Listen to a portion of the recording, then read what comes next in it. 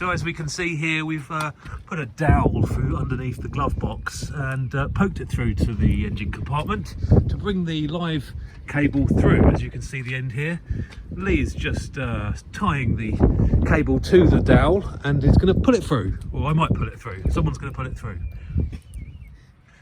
So in this case, we've not needed to remove the glove box, which is a bit easier.